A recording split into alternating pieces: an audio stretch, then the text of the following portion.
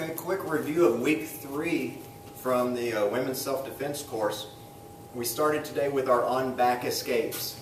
The first on-back escape, laying flat, straddled opponent, choking you.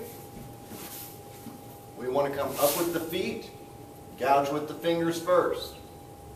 Hit the hands, accordion type move into the elbows. Feel that the steering is there, okay? So that's your next move. Then it's a combination of the hip thrust and the steering wheel turn on the elbows. And here. And then striking, getting back to the feet as soon as possible. The next move was also the straddle move. Pinning the elbows down, pinning the arms down.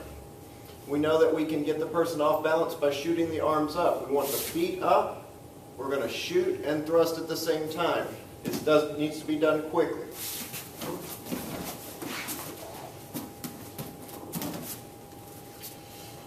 Next, the opponent's at your side, pinning the arms. We learn open D's to the open ribs, and then coming up, scissoring with the outside leg, over and pull down, and this should open some opportunity to strike and get away. After this technique, we got into our weapons defenses. The first was the club defense. No matter what type of one or two hand we talked about, if you were holding a shield in front of your body, you would have to turn this shield into the arm as it was swinging.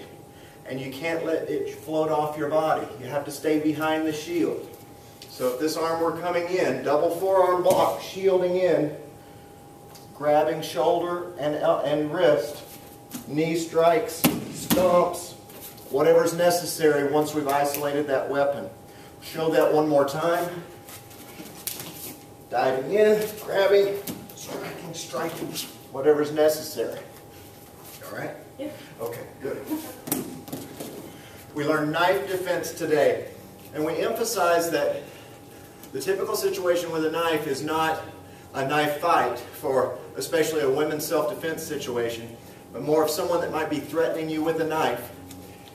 Number one, can you get away? If you can, get away from the person. If you can't and you have to isolate the weapon, we want to create distance while doing our first strike down on the wrist. Grab. We call this scooping. You know you have it if your thumbs are both pointing in the same direction on the back of the wrist. And from here we simply stomped, and as soon as we feel some weakness, shoved the weapon back at the opponent, keeping everything in close, and as soon as possible, getting away. Here it is all together.